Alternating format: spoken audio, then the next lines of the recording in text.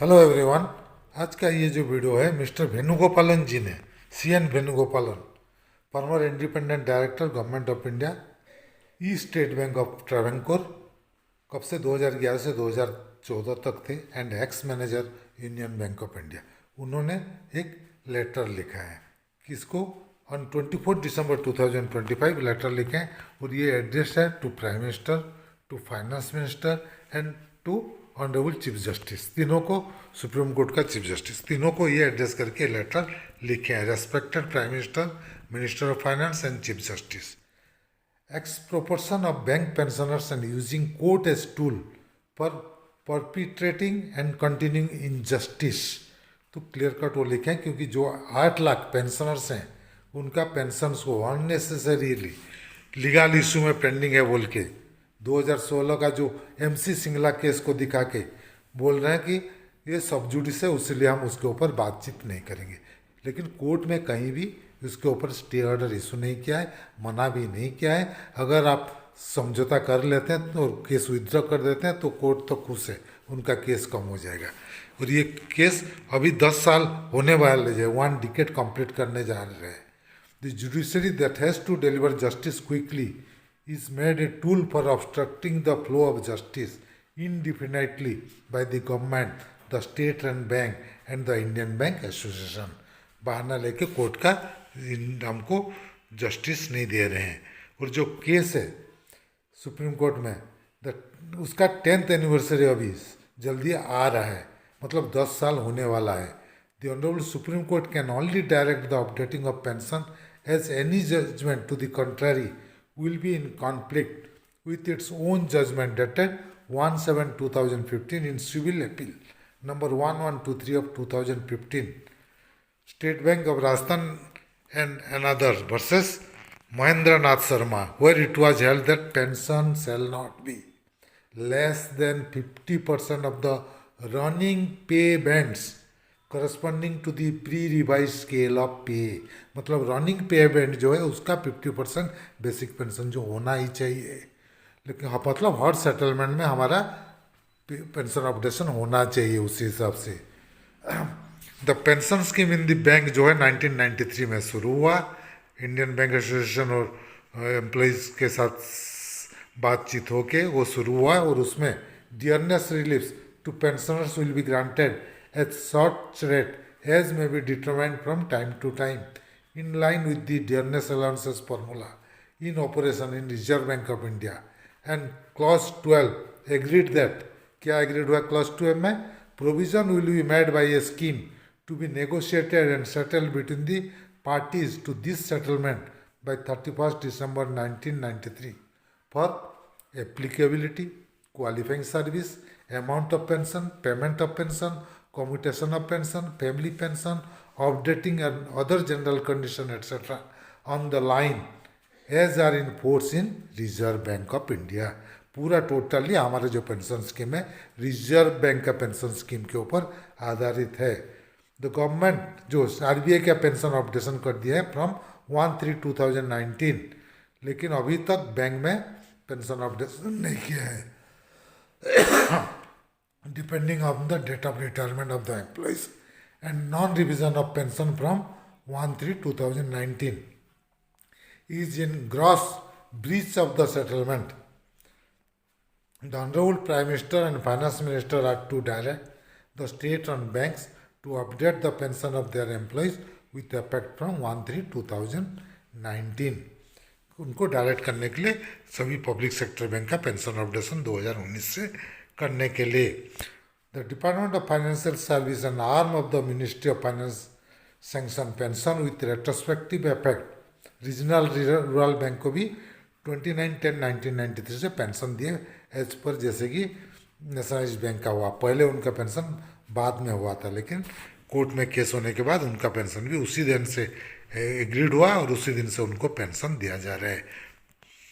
Indian bank association is in full force and effect and that the government has to update pension in the nationalized commercial bank with effect from 1/3/2019 as it did in the Reserve Bank of India in accordance with clause 6 and 12 of the settlement।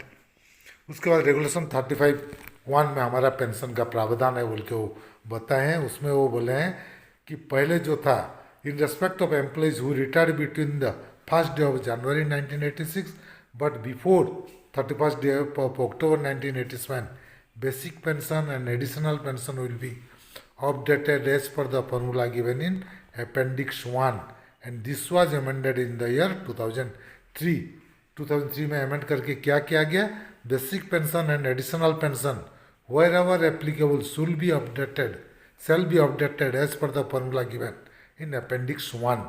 The removal of the time frame of retirement, जो पहले time frame था 86 to 87, उसको हटा दिया। उसका मतलब क्या है, द मतलब है removal of the time frame of settlement of the employees for the purpose of updating pension के लिए हटा दिया गया सबके लिए। The substitution of the word will be updated with shall be updated and the import of the word wherever applicable in the amendment removed any iota of doubt and emphasis that pension has to be updated in tune with the revised pay scale arising out of bipartite settlement. उसके बाद वो लिखे हैं regulation 56 में जो है, हमारा कोई भी डाउट है तो सेंट्रल पेंशन स्कीम को रेफर किया जाएगा।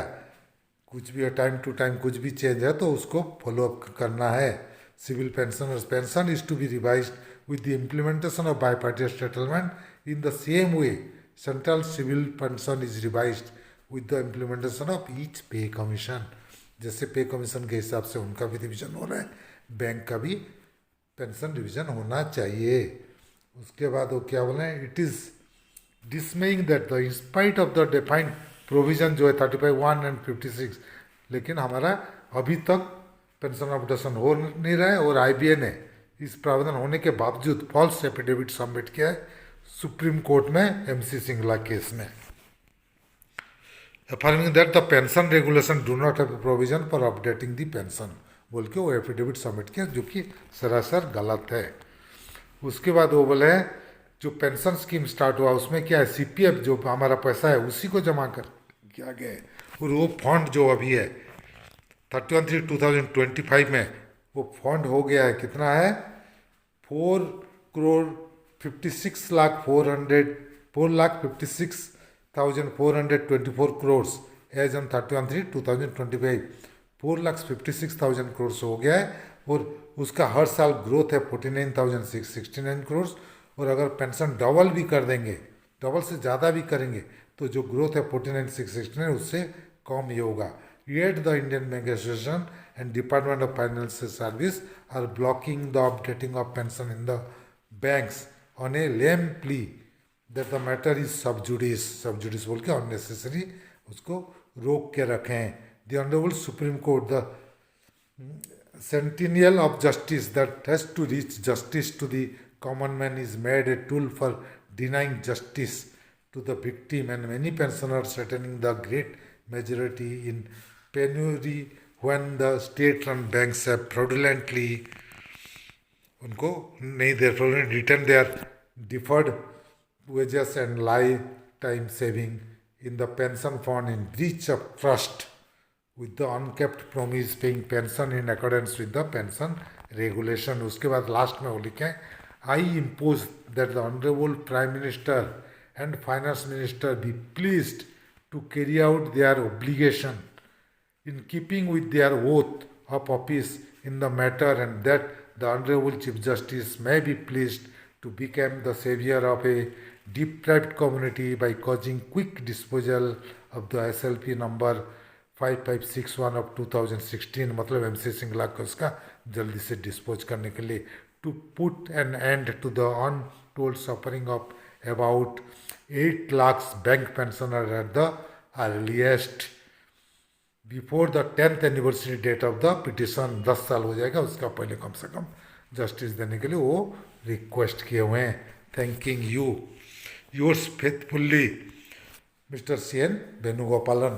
तो ये एक अच्छा लेटर वो लिखे हुए हैं, पहले भी बहुत सारे लेटर लिखे हैं। एक्सपेक्ट करते हैं हमारा इशू को हम बनाए रखना है, उसको ढीला नहीं छोड़ना है, काम हो ना हो प्रेशर तो बनाए रखना है, हर वक्त लेटर भी लिखना है, डेमोस्ट्रेशन भी करना है, प्रोसेसन भी करना है, यूएफबी का भी प्रेशर करना है, आईबीए को भी प्रेशर करना है। तो ये था आज का वीडियो। अगर हमारा वीडियो आपको पसंद आया तो प्लीज़ इसको लाइक कीजिए, शेयर कीजिए। आपका कुछ मतामत है तो ज़रूर कमेंट सेक्शन में दीजिएगा, और हमारे चैनल को सब्सक्राइब नहीं किया अभी तक तो सब्सक्राइब जरूर करेंगे, और